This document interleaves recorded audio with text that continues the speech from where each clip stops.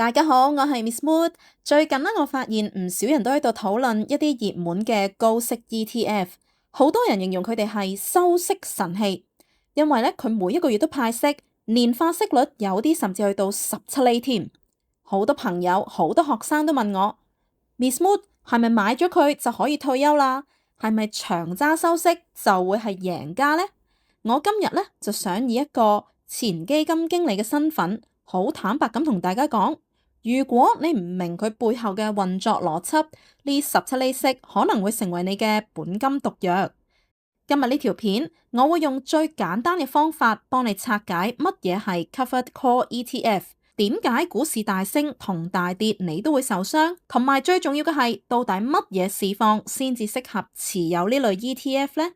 喺開始之前，大家記得訂閱我嘅頻道，方便你以後喺呢度接收更加多專業嘅投資概念同埋資訊啦。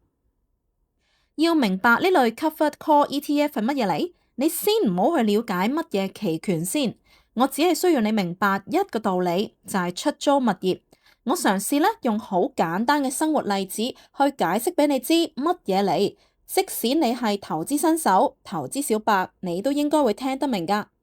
買入呢一類嘅 ETF 就好似你喺大灣區買咗一間屋咁樣，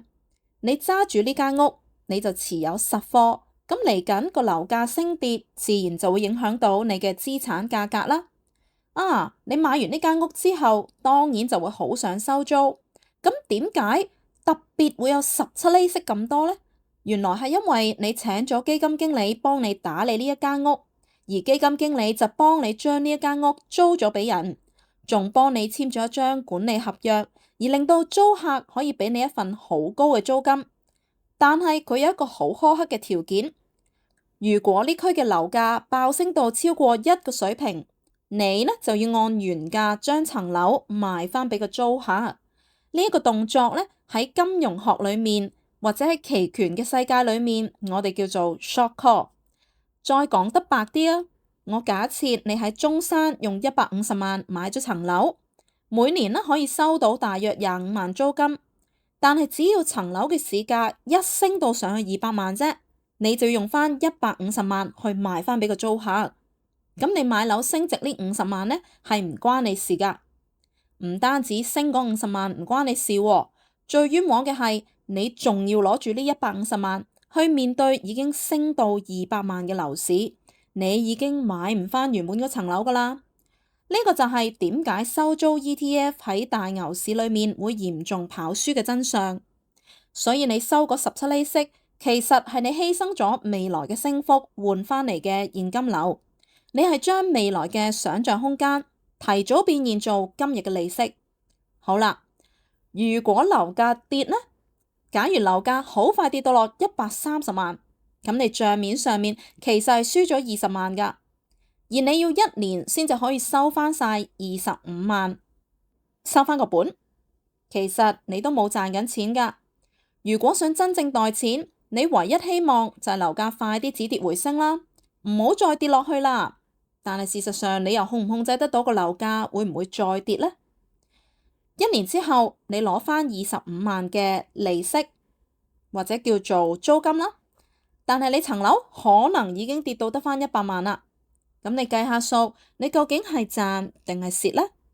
好多人以為呢類工具可以長揸，但係其實呢類工具嘅數學邏輯係不對稱噶。佢有2大死穴，死穴1，大跌市，利息係擋唔住子彈噶。當大市跌30% 嘅時候，雖然你收咗1% 嘅月息，但係你嘅本金實實在在跌咗30%喎，咁呢份嘅利息係咪真係一個好嘅緩衝呢？死穴2，大升市，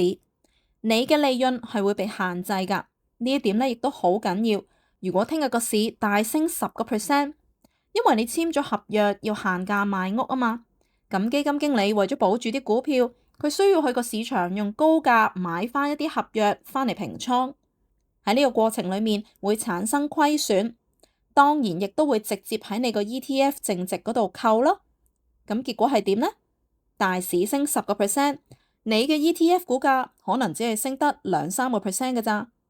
呢一種跌就跌足，升就跟唔上嘅特性，就係點解當你長揸之後，你就會發現利息收就收咗好多啦，但係成個倉整體依然都係負數嘅原因。所以如果你係高位入貨，買咗呢類嘅 ETF，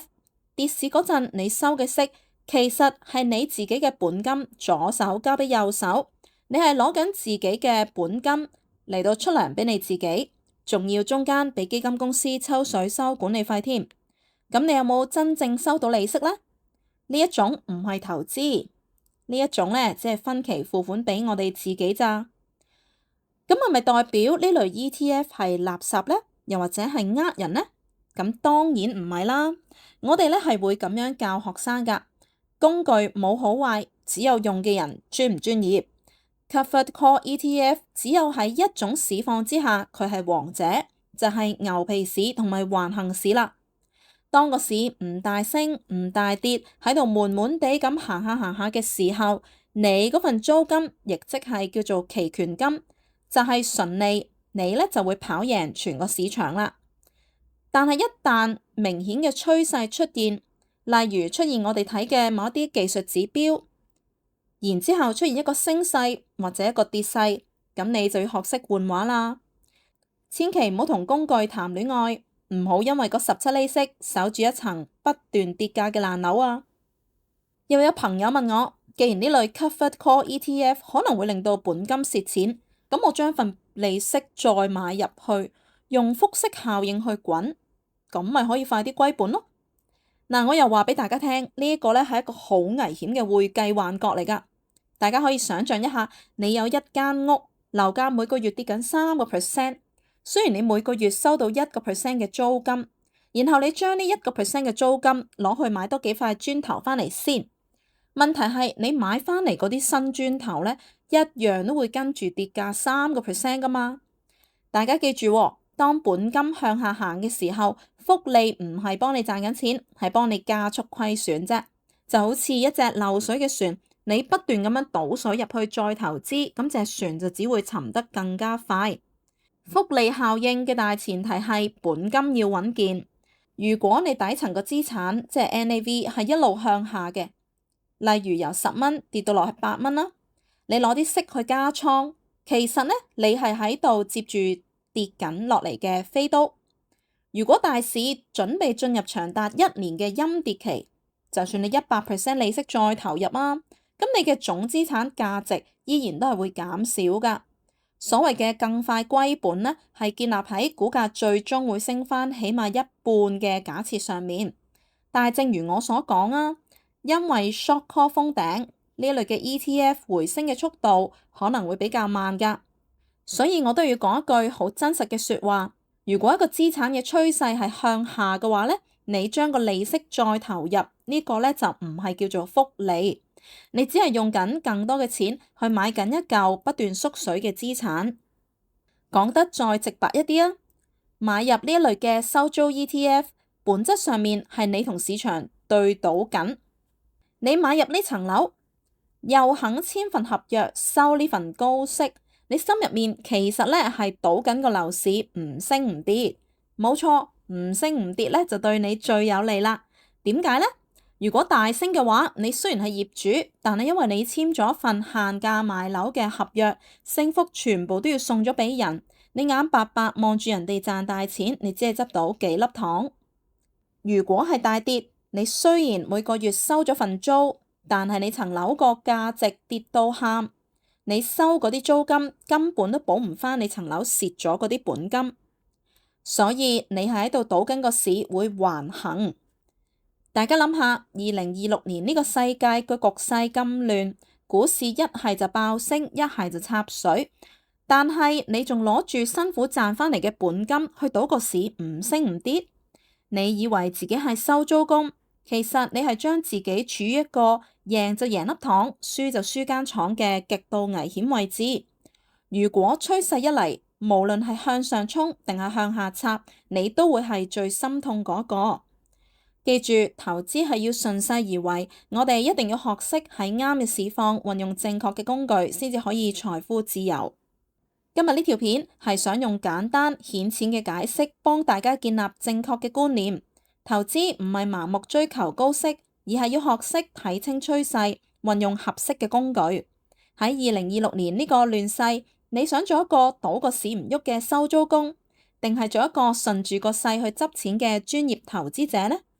如果你想學識點樣喺2026年呢個動盪嘅市況入面，掌握一套升市跌市都能夠賺錢嘅技巧同埋心法，歡迎你參加我哋嚟緊舉辦嘅120分鐘免費線上課堂。我會用我20年基金管理嘅經驗，手把手慢慢帶你由散戶變成專業投資者。如果你中意呢類深度嘅拆解，記得訂閱我嘅頻道，俾 like 同埋分享俾身邊仲迷信緊收高息嘅朋友。我係 Miss Mood，我哋下條片見。